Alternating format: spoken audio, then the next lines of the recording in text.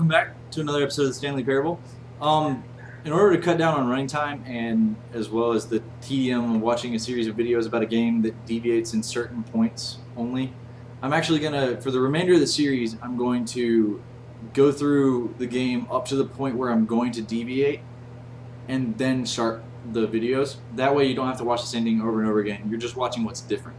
So we're back to this point. We're gonna go through the door on the right again and do something different than I did last time and just go with it. See how it goes. So here we go. Do it. This was not the correct way to the meeting room, and Stanley knew it perfectly well. Perhaps he wanted to stop by the employee lounge first, just to admire it. Yes, truly a room worth admiring. It had really been worth the detour after all, just to spend a few moments here in this immaculate, beautifully constructed room. I love this room. Stanley simply stood here, drinking it all in. But eager to get back to business, Stanley took the first open door on his left. Actually, do I want to take this door, or do I want to keep going? No, we'll go left this time because you didn't go left. We're going to take the open door on our left. Because you. And so he detoured through the maintenance section, walked straight ahead to the opposite door, and got back on track. So many choices. Next time on the Stanley Parable, this thing. This time, this thing. Oh, let's go straight to the meeting room. No, meeting Yet room! there was not a single person here either. Feeling a wave of disbelief, Stanley decided to go up to his boss's office, hoping he might find an answer there. We've already been here. Indeed. Onward to the downstairs area. I think it's downstairs, isn't it? Yeah. Downstairs we go. Coming to a staircase, Stanley walked upstairs to his boss's office. So we so far have shown one of the points where there is a divergence of the plot and then a reconvergence. So now we're back at this place where in our last video we went upstairs to the boss's office. This time we're going to go downstairs and see what happens. Two will be downstairs. Oh. I like when you go downstairs you get so much more obvious looking. Yeah, it's kind of funny how whenever you go anywhere but where you're supposed to, it gets a very dark undertone. But Stanley just couldn't do it. He considered the possibility of facing his boss. Admitting he had left his post during work hours, he might be fired for that. And in such a competitive economy, why had he taken that risk? All because he believed everyone had vanished? His boss would think he was crazy. And then something occurred to Stanley.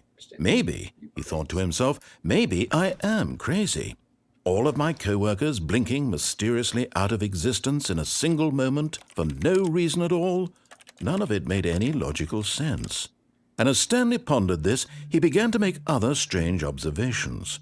For example, why couldn't he see his feet when he looked down? Why did doors close automatically behind him wherever he went? And for that matter, these rooms were starting to look pretty familiar. Were they simply repeating? No, Stanley said to himself, this is all too strange. This can't be real. And at last, he came to the conclusion that had been on the tip of his tongue. He just hadn't found the words for it.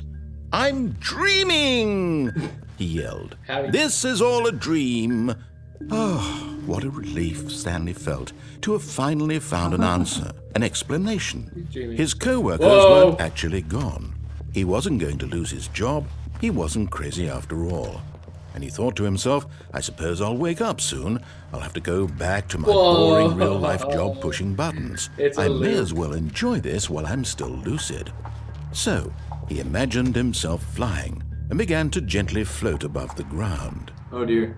Then he imagined himself soaring through space on a magical starfield, and it too appeared. What? It was so much fun. What? And Stanley marveled that he had still not woken up. How was he remaining so lucid? And then perhaps the strangest question of them all entered Stanley's head. One he was amazed he hadn't asked himself sooner. Why is there a voice in my head dictating everything that I'm doing and thinking? He's talkative this time. Now the voice was describing itself being considered by Stanley, who found it particularly strange. I'm dreaming about a voice describing me, thinking about how it's describing my thoughts, he thought. And while he thought it all very odd and wondered if this voice spoke to all people in their dreams, the truth was that, of course, this was not a dream. How could it be? Was Stanley simply deceiving himself, believing that if he's asleep, he doesn't have to take responsibility for himself? Stanley is as awake right now as he's ever been in his life. Now, hearing the voice speak these words was quite a shock to Stanley. After all, He's not he stopping. knew for certain, beyond a doubt, No, that this not. was in fact a dream. Did the voice not see him float and make the magical stars just a moment ago? How else would the voice explain all that? This voice was a part of himself too. Surely, if he could just... He would prove it. He would prove that he was in control, that this was a dream. So he closed his eyes gently, and he invited himself to wake up. He felt the cool weight of the blanket on his skin, the press of the mattress on his back, This is a dream. the fresh air of a world outside this one.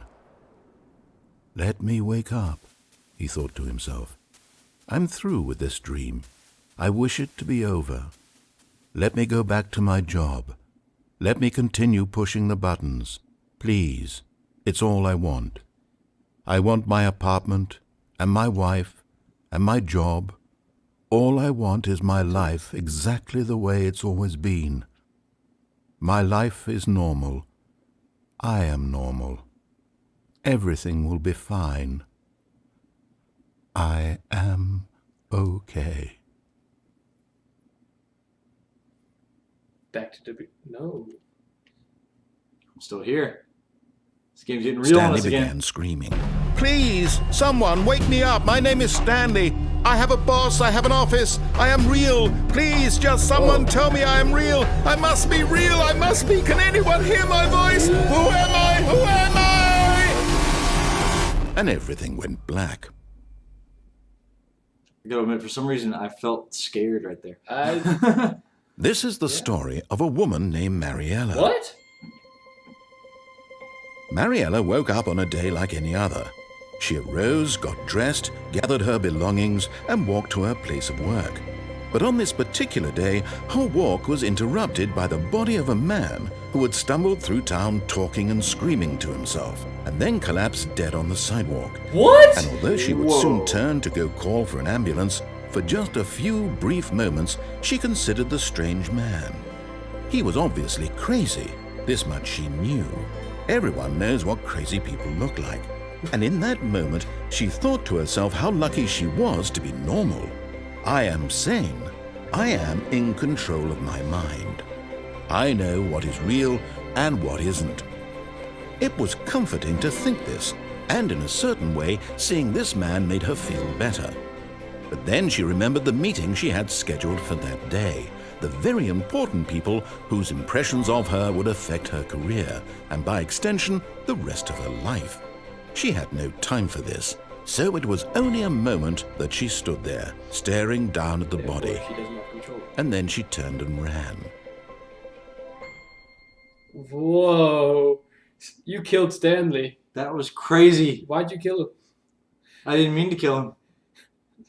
Wow. And now we're back. And Thanks for tuning in. oh, Stay tuned goodness. for more.